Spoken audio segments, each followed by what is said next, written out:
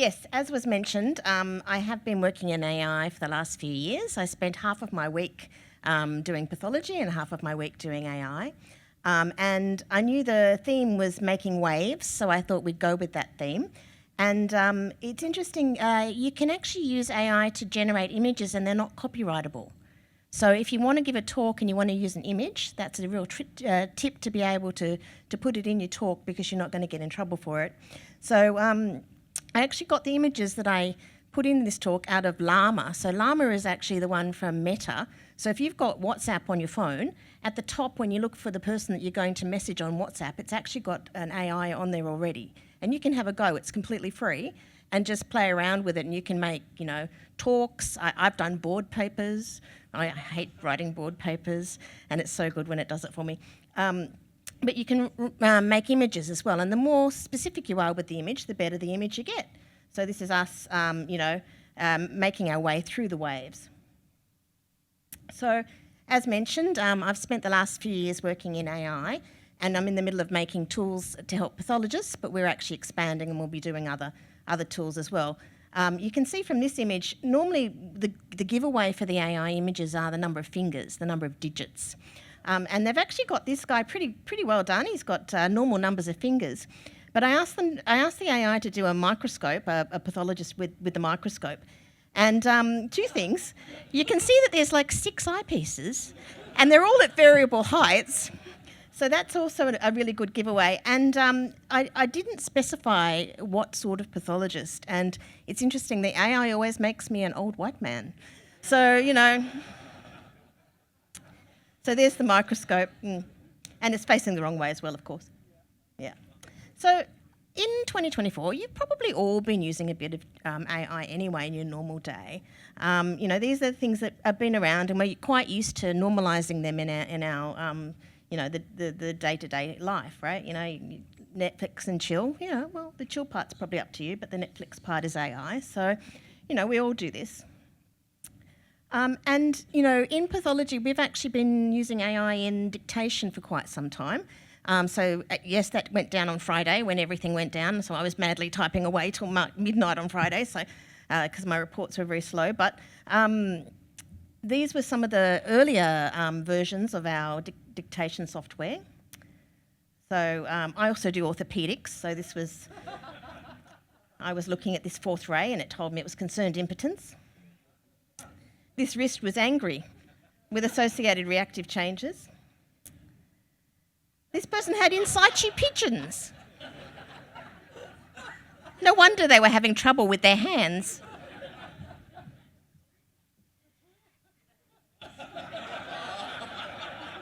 Sometimes pathology can be a lot more enjoyable than you think it could be.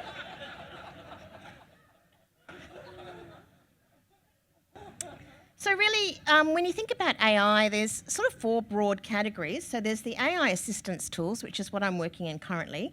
There's the large language models. There are AI agents, and this is sort of a newer field where you can actually get like an AI bot to go and do things for you. So eventually, we'll be able to sort of consign these agents to go and sort out your life for you, get your laundry sorted, or it'll automatically program things for you. It'll know what you want to order from the supermarket and do it for you, that sort of thing. And the other big area is drug development. So I'm just going to talk about the assistance tools and the large language models, because otherwise we won't have enough time. But as has been mentioned, we talked about ChatGPT. Now, this was amazing when it came out. It was launched in November of 2022. And by December, by not even a full month, there was 1 million users. By January, there was 100 million active users. And it was the fastest growing commercial consumer application in history. So, it was really taken on board really quickly. And it's good. It can do a lot of things. You want to break up with Josh. 2 seconds later, you write a breakup letter, and this comes back, and it's pretty good, actually. I mean, if I was Josh, I probably wouldn't be happy, but like Hannah's going well. So you can use it for many things. And this is the GPT stands for Generative Pre-trained Transformer. And I'm sure most people have had a go at trying to get it to do stuff. My teenagers currently tell me they're just having a go with their homework, mum. Yeah, just having a go. I'm not going to use it. No. But they do all the time. But that's fine. I mean, I think it's a new world. We have to be able to take things on board. So I said, okay, let's write a talk about AI in pathology. So it came back instantly with AI algorithms can analyse vast amounts of data, recognise patterns and make accurate diagnoses. They can assist pathologists in detecting rare conditions, identifying potential misdiagnoses and improving patient outcomes. I saw that yawn. Yes. It's interesting, but a bit motherhoody and a bit, yes? I'm sure it can't find a clear cell, that requires me. So I thought, well, that's interesting, but it's a bit boring, really, isn't it? So let's do it as a poem instead. Tissue samples and images, a treasure to behold. AI's keen eye detects secrets untold. Rare conditions and misdiagnoses too. AI's precision helps pathologists anew. And I thought, well, that's better, but it's still not me. So I thought, well, let's write it as a gangster rap. Yo, listen up. Let me share a tale about pathology and AI taking the scale, diagnosing diseases with precision and speed, leaving the competition in a cloud of dust, indeed. So I thought that was pretty good. So then I got it to write a joke about AI and pathology. So why did the AI in pathology cross the microscope to get to the other slide? Boom, boom. And I thought, it's a little bit dad's jokey, really, isn't it? So I then said, make an image about a dad's joke in pathology. So that was the image about dad's joke in pathology. Now, I wrote this slide last year, and so I thought, well, I'll update it this year. So I asked it now to write an image about a dad's joke in pathology. That's the difference in 12 months. We've even got Bluey on the TV in the background, right? So can you see how fast things are moving already? So, I think this paper's sort of already been alluded to, where you compare the physician and the AI to making chatbot responses. And people were actually quite happy with the responses for most of the, most of the time. Now, I don't know whether that's a sad indictment on the clinicians or whether that was actually a good thing for the AI. But this is something we probably do need to think about, why the chatbot actually did so well. In the majority of cases, it wasn't all of them, but in the majority. And, this guy, Robert Pearl at Stanford, he's sort of one of the leading lights in AI in healthcare, and he basically is saying that, it's going to be as important as a stethoscope going forward. You won't be able to really practice high-quality medicine without it in the future. And it can do things like summarise patient care, write letters, give diagnostic information, be more personalised, be predictive. So it does have a lot of good points, but you have to balance that with the bad. So, we've talked about hallucinations. Now, the word is hallucinations. It's not lies, but really, it's the AI term for lies. So with large language models, what they do is they actually predict the next word. So what they're really good at predicting what word should come next. Now, if that word isn't available, it makes it up. So I do sarcoma as well, and I was having to write a thing on retroperitoneal liposarcomas and the management of for an international group.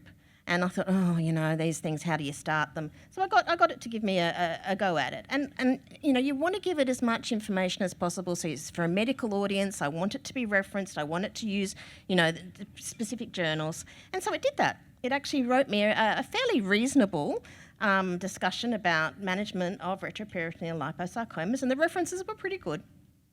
And in the sarcoma space, these references were actually people I knew that I respect, and they were in journals that I know and respect. And I thought, well, that's good. I'll just look those up, shall I? Well, I went and looked up the first one, and it's a bladder paper. So it had actually made up the entire reference. The reference did not exist. The reference was about bladder. The next one I looked up was gynae cancers. It wasn't a liposarcoma. It was a completely wrong reference. And so all of them were actually incorrect.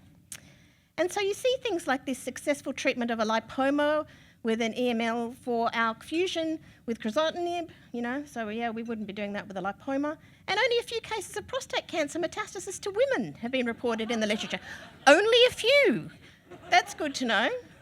So, this is it hallucinating again. So it's lying again. So you do need to be careful. And I'm actually caught a few of the people that I've been doing some research with, some of my juniors, and I've seen that they haven't checked the references, and I've gone back and checked the references, and they haven't existed. So that's a real trap. But it does have quite good opportunities. You've got knowledge access, diagnostic support. It's scalable, and it's continuously learning. However, in medical devices, with regulatory control that's in there right now, the continuous learning cannot be released until it's actually gone through re-regulation, so re-certification. So we don't actually have continuous learning in the medical devices. The learning happens, but it gets released after it's been reassessed, because you can drift with your information. So the challenges are the lack of contextual understanding, the limited interpretation. There's ethical and legal concerns, and they're only just coming up now. The more we start using things, the more these concerns become clear. And a tendency to sort of say, okay, well, it's doing well, so I'm just going to rely on it. And this idea of, that there are biases built into every sort of system that you're using, and these can actually become a bigger problem. So, things like breach of confidentiality, especially if you with large language models, if you're actually uploading patient details.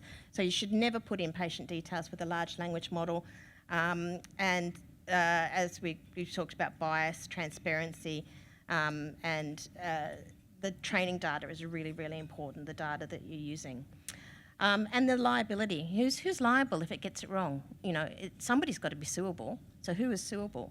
This is, I actually got Llama to make a picture of me giving birth to AI, and that's what it did.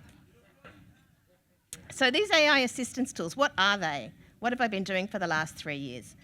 Okay, so we know that this just came out in April from the Lancet Commission looking at prostate cancer cases, and Australia's kind of right down the bottom here, right down there.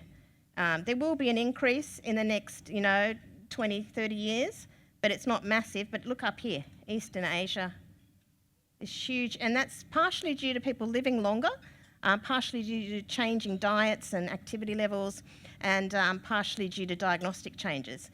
But so far, as you know, prostate cancer is the most common male cancer in over 100 countries, and it's the second highest cause of cancer death in men, but the Lancet predicts that the number of new cancers will be increased from 1.4 million to 2.9 million by 2040.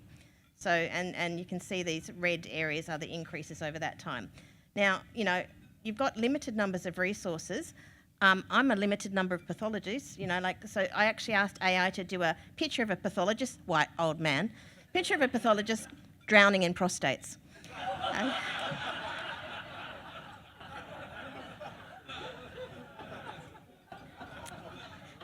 So in the last 6 months, these have been all the papers on prostate pathology and how we can use, just in prostate, AI tools. And they really are coming in these in the fields where it's image-based, so radiology and pathology in particular. And these are the commercially available prostate products already available on the market, and there are more in the wings.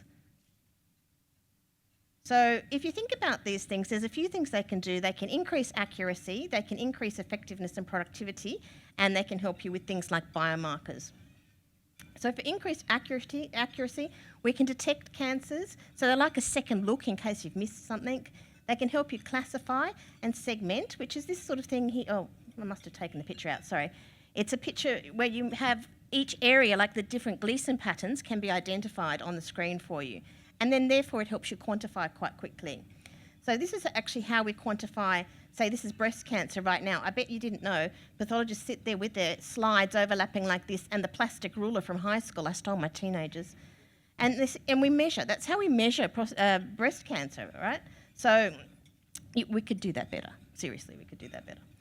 And then things like increased effectiveness and productivity, so we help with the digital workflow. So now the prostate product I'm making will tell you that this one has cancer and this one doesn't, so look at this one first, right? So hopefully I get my cancers out first thing in the morning. Or if it's something that's suspicious and I'm going to order immunoperoxidase, I know in the morning that I'm going to order them so I can get them in before the immunoperoxidase lab shuts for the day. You know, we have a cut-off at 11 o'clock. If you order before 11 o'clock, I get them back by 5. You can get your report out the same day. If not, well, then it's tomorrow. So things like that. And the product I'm working on actually pre-populates the reports and does all the quantification stuff. Now, as a starry-eyed, you know, medical student, I didn't really want to go into a field where I was just counting brown dots. All right, that's what my field's become. A lot of my time is counting brown dots. And the AI does it better, much better at counting brown dots than I do. And then there's things like creation of biomarkers for predictive diagnostic, monitoring and prognostic purposes. And it's things that I don't see down the microscope. So there's things that I look down a microscope and I look for many things, but there's things that the AI can identify that I can't actually see. So how do we go about doing this? Why has it taken me nearly 3 years to put together one AI product? Well, the first thing you have to do is actually define what you're looking for. So that's your ontology. So you make a tree, you try and work out, so your tree has your adenocarcinoma at the top, and then you might split down to, say, acinar and ductal, and then you might split down to Gleason 3, 4, 5, and then you might include cribriform, and then you might include intraductal. So all the things that you want to make it find, and then you might even have a benign side, like what are you looking for benign things? Then you can annotate. So there's 2 ways of doing it. You can either annotate all the stuff, and that's supervised learning. So that's when you have a bunch of people sitting there putting a circle around something and saying, this is cancer, and that's how the computer learns. It goes, okay, that's cancer there. Or you can have unsupervised learning. With unsupervised learning, you just put through slides and you say, this slide's got cancer, that slide doesn't. And somehow the computer learns. We don't know how it learns. It's through the conventional, the neural networks, but we don't know how it learns. So if it gets it wrong, it's then really hard to go back and work out, well, what went wrong. But it's cheaper and easier because I don't have to have somebody sitting there circling, right? So this is what an annotated area might look like. So if I've done a prostate core, that's how I might have annotated it for the computer. And then we do model training, model validation, and then we do tuning. Now, the tuning takes a long time. That's when we get the sensitivities and the specificities right. So it's not telling us that 40% of patients have sepsis, right? Because there's no point in me looking at something and it's going to show me 1,000 spots to look at, because that's not going to speed me up. It's not going to be of any value, and I won't use it. So getting the sensitivity and the specificity right for a population is actually really important. Then regulatory submission, and that's actually very time-consuming, and it's quite high level, and you've got to demonstrate by doing multi-site, multi-country trials that this is actually a viable product and is actually not any worse than the person you're actually using it with. And then model deployment. So as I mentioned, we've got supervised learning, which is like labelled data, and that's like how a registrar would learn from me. I tell them this is where the cancer is, and this is why I'm calling it cancer, and this is, that's how they learn to be a pathologist. Like that sort of thing is supervised learning. Unsupervised learning is the black box model, and there is partially supervised learning in between the two as well. So AI needs tuning. I did ask it to tell me, to give some pictures about other pathology tasks that I might be doing. I don't know about this one with the agar plates and the legs sticking. This was for a sarcoma talk, so I was asking it for sarcoma. It was obviously having a bit of trouble with sarcoma pathology. It obviously thought I was a bit confused and overwhelmed most of the time, and I'm also an old white man. So, and so the challenges we've talked about, it's really, if you've got garbage in, then it's garbage out. So, there's lack of transparency for those black box models. They're based on complex statistical models. So to try and explain to somebody how a product is actually working is really tricky. To even convey the confidence of a model is actually very hard. And there's different ways of doing it, but it is actually very hard. There are sources of bias and limitations, and you've got to really think about what population you're training on. So most of the medical regulatory requirements require that you've actually used that population that you're going to be using the AI tool in to have trained the model. So for at least part of the model training, you have had to use material from that local area to be able to deploy.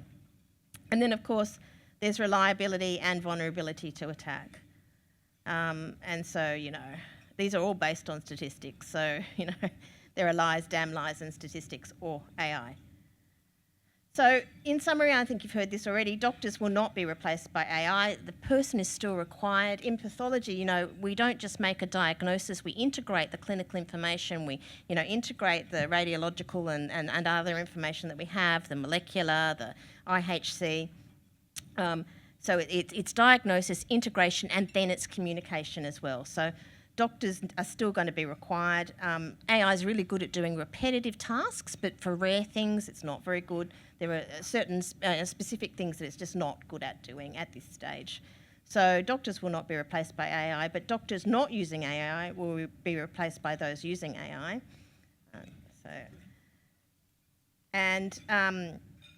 As I mentioned, so it's diagnosis and identification, integration, communication and treatment. So it's actually a lot more than a diagnostic AI would be able to do. And I was talking to somebody about, giving a talk in AI in genitourinary, and there was a lady at the lab, and she said, "Oh, yes, I had a genitourinary procedure done recently.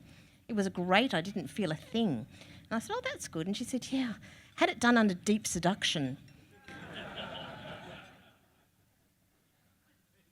I think there may have been a breakdown of communication there somehow. And I went, "Oh, good, sounds like it was an interesting night." And so I think with all of these things, we've got to think about the Gartner hype cycle as well. So, you may have seen this before, when the new iPhone comes out with the new, 7th camera or whatever. You have this peak of inflated expectations where you think it's going to be able to do everything. And you start using it and it doesn't do what you think it's going to do. And then over time, you actually realise that it is going to be very useful, but not quite as useful as the pie in the sky, the imagining of everything. So you get a plateau of productivity. And the more I think about this Gartner hype cycle, the more I think it actually tells you more about marriage than anything else. So I hope you all reach your plateau of productivity in life, be it in married life, working life, AI life. But that's it. And, I didn't want to talk too much about what I'm working on. I'm happy to talk about it, but I just thought I'd make this a bit more high level. But if anybody ever wants to kind of have a look, or, I'm happy to show what I'm doing at some stage, come and talk to me later. That's it.